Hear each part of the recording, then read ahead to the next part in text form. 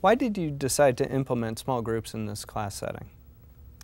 Well, I decided to because I could. I at first didn't think that you could do small group work, and a lot of people don't think you can do small group work when you have more than 25 students, or 24, let's give it a nice even number.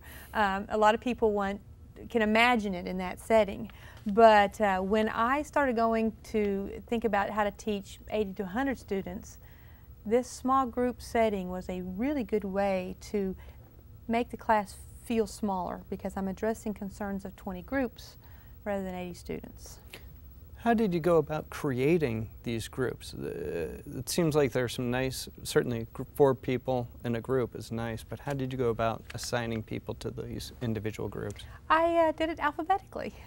There's a lot of discussion about how you should do this, but I just took the alphabet and started with A and made groups of 4 all the way through.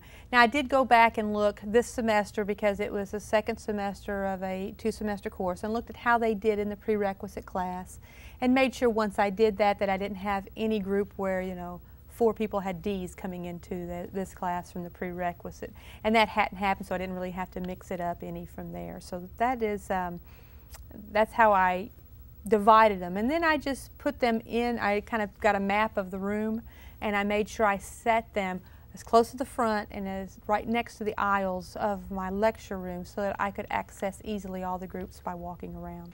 All right, let's see if we can find it together here. We're looking for a carbon that's connected to an oxygen that isn't connected to a hydrogen. Which one of these carbons are connected to an oxygen but not to another hydrogen? Either this one or this one fit that description, don't they? This is connected to an oxygen that's not connected to a hydrogen. Did you get any pushback from students about being assigned to groups? And certainly, were you transparent about how you assigned the groups? I was very transparent. I just told them it was alphabetical. I told them I needed them to be in groups and told them why. I have yet to have complaints, and I have a feeling eventually I surely will, of anybody saying, I can't stand my group, this is a terrible group. But usually they form a pretty good working relationship within the course, and I make sure I keep the groups. Unless one group drops down, there's only 1 or 2 people in it, I might want to merge groups. But typically I can keep the groups running all semester, and they form a good working relationship. One of the things that I do with the group work is make sure I assign roles to these students. I don't want them just working in a group of 4 students where one person who's naturally the leader does all the work. So what we got to do now is each group has got to make an alpha D glucose. So you need to send somebody in your group down here. So randomly I assign roles, and there's 4 roles that I assign, and I assign them by way of them just having a short conversation about who lives farthest away. You are the recorder for the day, so that person will be the one who actually writes. I don't want each of them to have their own piece of paper working on activity. I want them to have one to force them all to work on the same thing. So the recorder is the first role. The second role is the inquirer, and we'll come up with other kind of question to decide who the inquirer is. And the inquirer is the only one who's allowed to ask me a question. If they get stuck and the 4 of them can't come up with what's next, I make sure the inquirer asks me, because the natural thing is for the recorder who's wanting to write something down to ask me a question, and I won't let them. Then the third role is the reporter. They will report out to the rest of the class what their answer is. And then the fourth role, if we have 4 people in a group, will be the enforcer. He makes sure that the group stays on task and works through the assignment. All right, reporters, raise your hand with how many you've come up with. I want you to show by a show of fingers how many you've come up with so far. Reporters, hold them up so I can see. 8, 4, 5. What if some of the students in the groups are not present for a class activity? How do you handle that? What's some advice you might be able to share with other instructors on that? Yes, if a student misses the activity, I always post the activity, and I post it as the students got it so that they can print it off and try to work through it themselves. That would be my first choice for them, to try to work it through that way.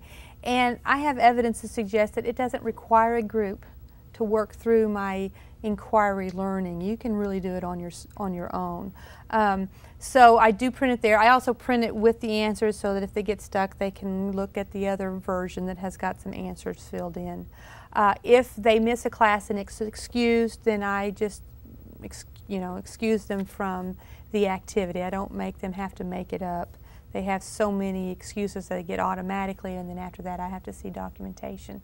And I also sometimes will go and actually podcast a lecture of the material so they can just kind of view a lecture of what they missed.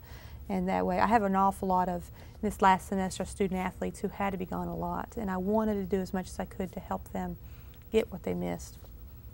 What about the groups? How did the groups perform if somebody in their group was missing? If they're only missing one, it's not a big deal.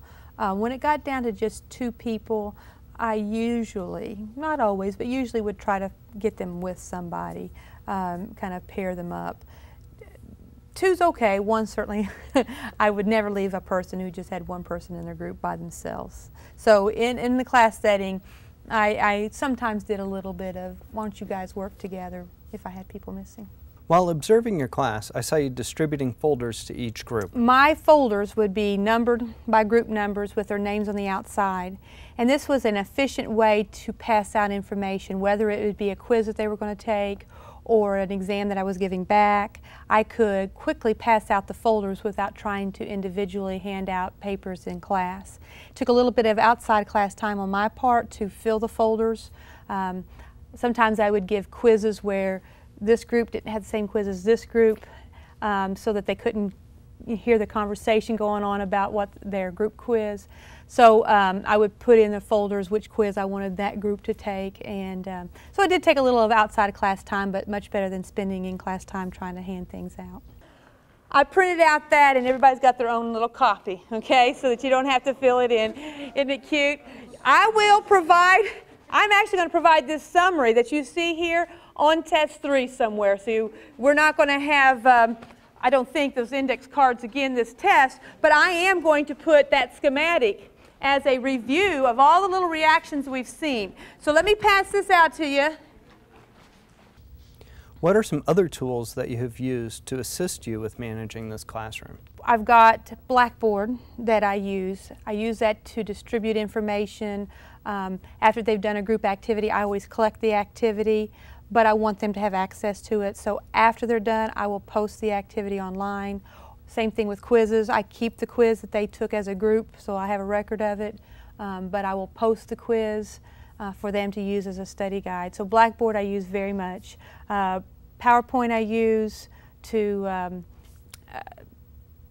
kind of just, well, let's say PowerPoint with turning point questions in it. That's the clicker, the audience response system.